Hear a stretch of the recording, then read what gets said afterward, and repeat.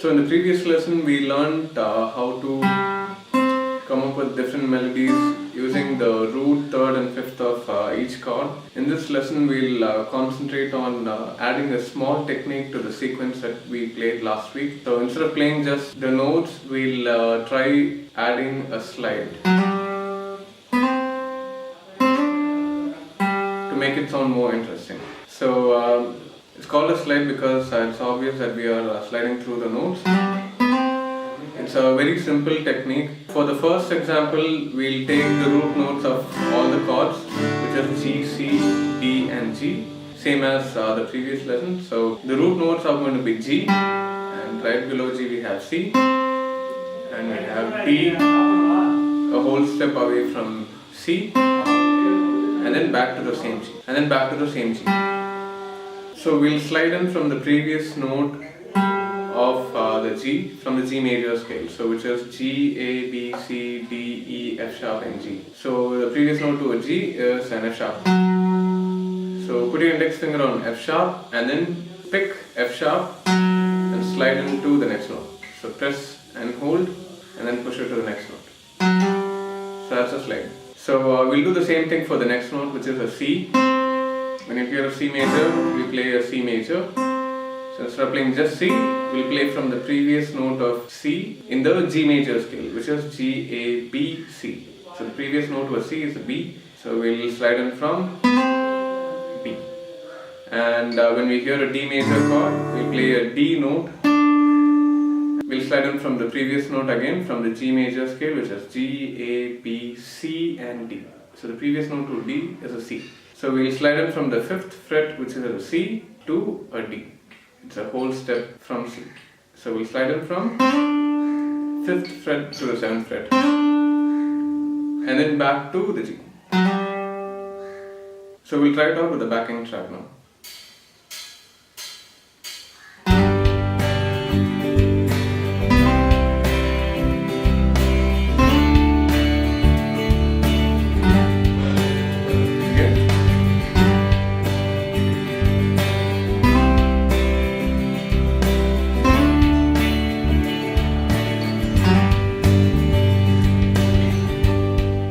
So the note that we are starting these slides from, which is F sharp to G and B to C and C to D, are basically dissonant notes. So if you notice, we'll be using dissonant notes mostly as a passing note, but it's not same on all the cases and doesn't necessarily need to be a passing note at all times. This is just for you to get an idea about the passing dissonant note. So there's no hard or strict rule that you will have to use dissonant as a passing note at all times. In fact, there's no rule for any note to be played on any particular time at all. So it depends on how you want the melody to sound. So just to give you an idea now, we're just using the dissonance as passing note.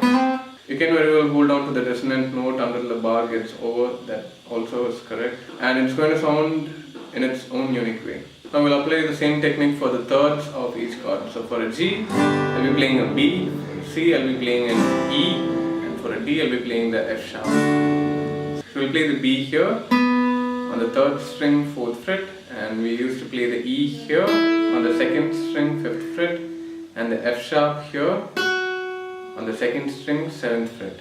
So what we'll do is we'll slide in from the previous note to the B, which is G, A, B. So we'll slide in from A, which is the 2nd fret of the 3rd string to the 4th fret on the same string. And when you hear a C, we play a E. So instead of playing an E like that, we slide in from the previous note. So G, A, B, C, D and E. So D to E, we'll have to play a slide. So it's G, A, B, C, D, E and F sharp. So we'll slide in from E to F sharp note. And then we'll go back to B again. So it's going to sound like this. 1, 2, 3, 4. 1, 2, 3, 4.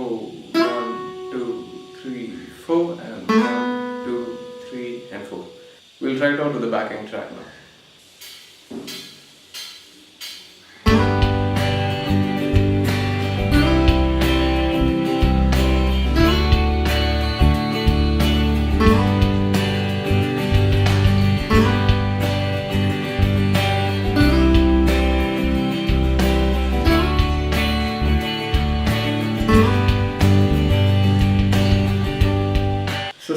apply the same technique to the fifth notes of all the chords. So for a G, we'll be playing a D, which is on the 3rd string 7th fret. And for a C we'll play a G, which is on the 2nd string 8th fret.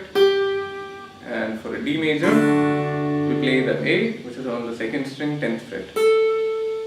So slide in from the previous note of D, which is a C, in the G major scale, so C to D.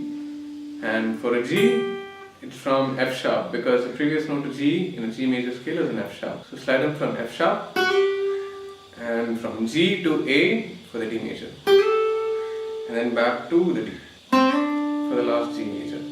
So it's going to sound like this: 1, 2, 3, 4, 1, 2, 3, 4, 1, 2, 3, 4, and 1, 2, 3, and 4. We'll try it over the backing track.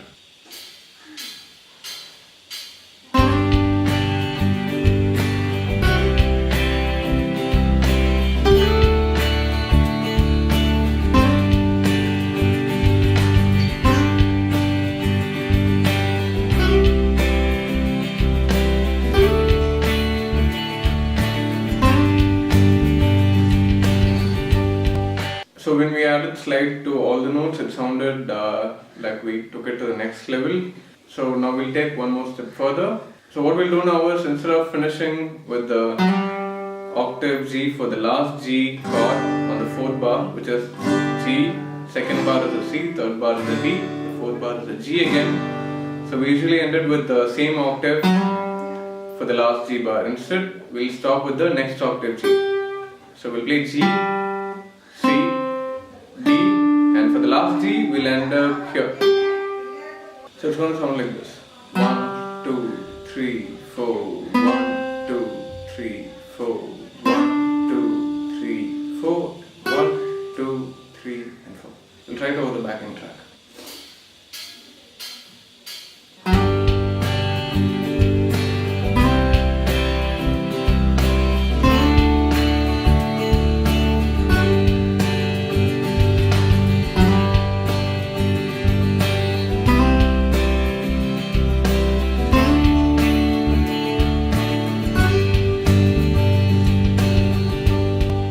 We'll try the same thing for the thirds as well. Instead of playing B, E, F sharp and ending with the B here, we'll end up with the B on the 1st string 7th fret. So we'll slide in from A to B for the last bar. So it's going to sound like this: 1, 2, 3, 4, 1, 2, 3, 4, 1, 2, 3, 4, and 1, 2, 3, and 4. We'll try it over a backing track.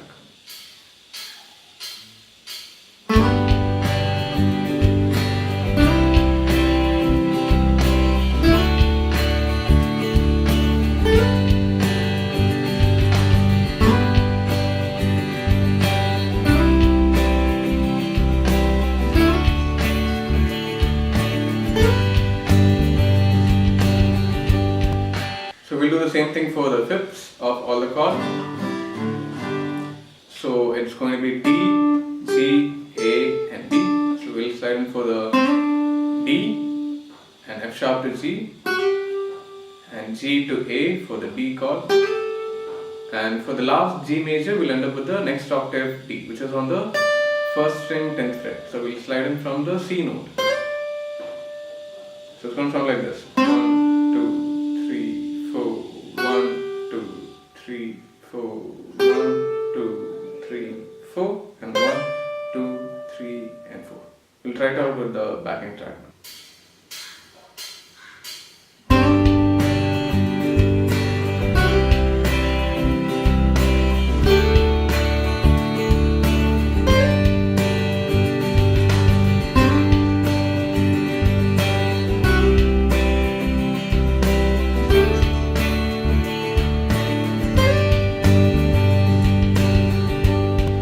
So it sounded pretty nice when we added slides, and when we finished with the next octave, it sounded like a proper sequence. So always remember to keep your fingers as close as possible. I just played like that in the video with other 3 fingers hanging out like that, so that you could see where I'm placing my fingers. So the actual way to practice your lesson is going to be like that, by keeping all the other 3 fingers as close as possible.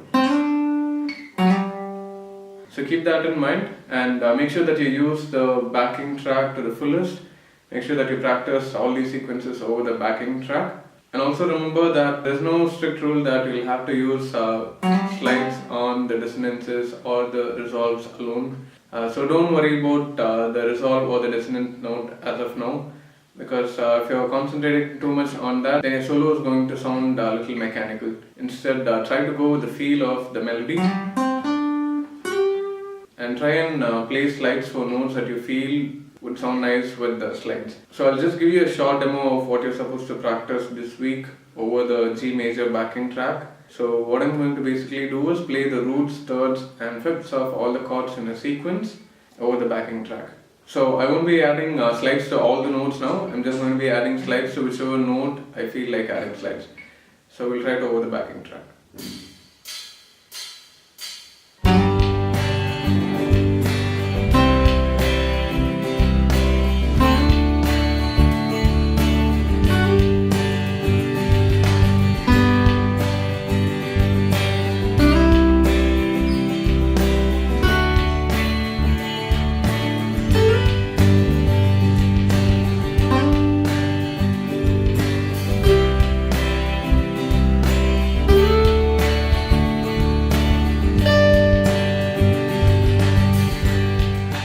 So like I already mentioned, I just added slides to whichever note I felt like, and depending on that, the feel of the note would again change. So you can try playing slides on the notes that you like, and like I always say, try to spend more time with the backing track, so you'll get a clear understanding of how these notes would sound over a chord context.